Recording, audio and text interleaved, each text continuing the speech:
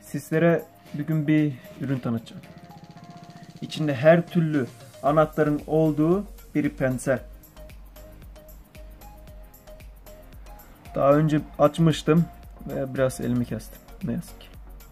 Neyse devam edelim. Markası Gerber.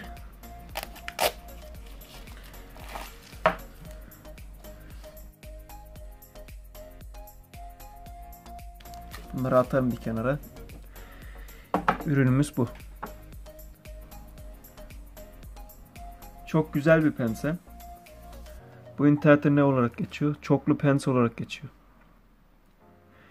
Burada gördüğünüz gibi kilit sistemi var. Yani bu kiliti aşağı indirmeden bıçakları açılmıyor ya da kapanmıyor. Adamla özenerek yapmış. Diğer tarafında da var. İçini bir inceleyelim şimdi. Açalım. Pensesi böyle. Malı çok kaliteli gözüküyor bu arada.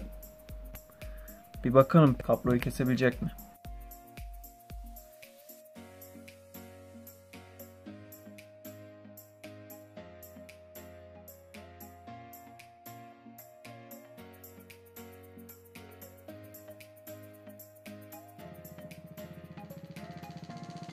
Gördüğünüz gibi bir işe yarıyor. Bakınız.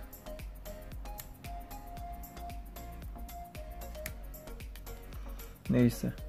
Bu kısmı başarılı geçti. Devam edelim.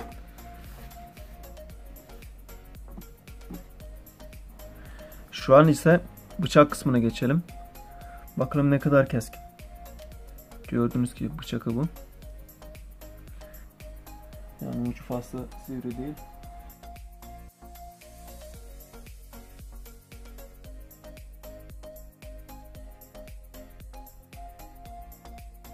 Gördüğünüz gibi neredeyse bir cilet kadar keskin.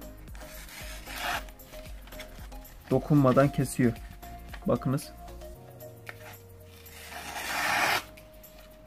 Gördüğünüz gibi. Yani bu kısmı da başarıyla geçti.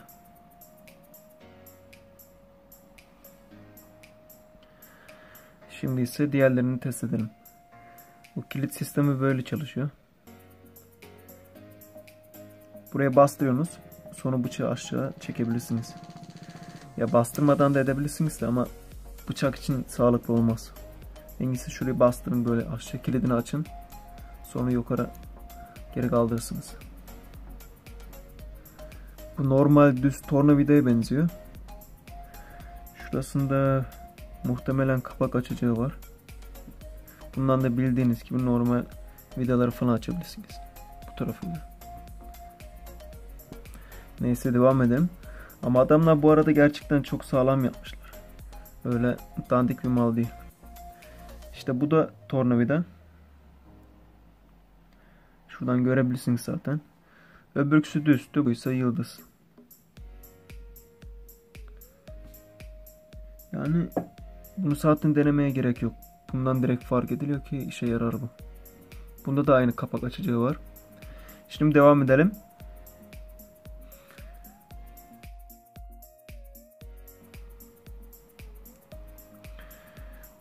Burasında bir testere var. Testereyi test edebiliriz.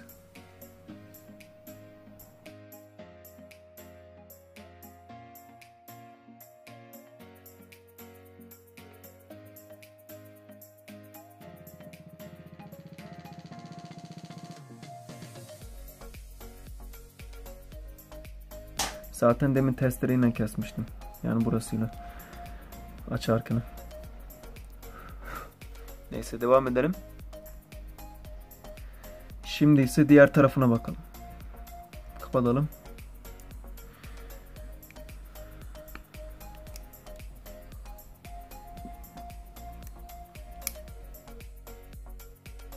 Neyse şimdi devam edelim.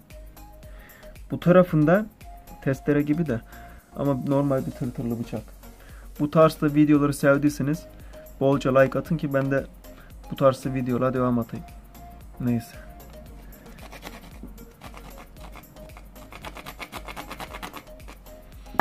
Gördüğünüz gibi.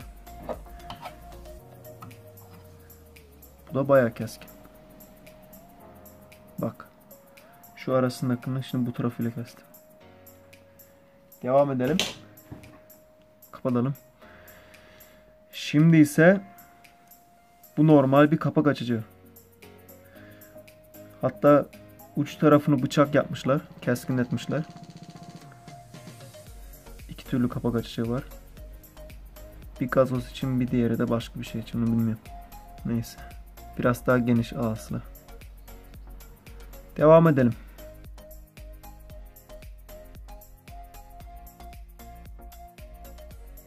Bu da normalde düz bir tornavidaya benziyor. Şurasını bilmiyorum artık. Kapak açacağına benziyor. Malzemesi gerçekten kaliteli ve sağlam.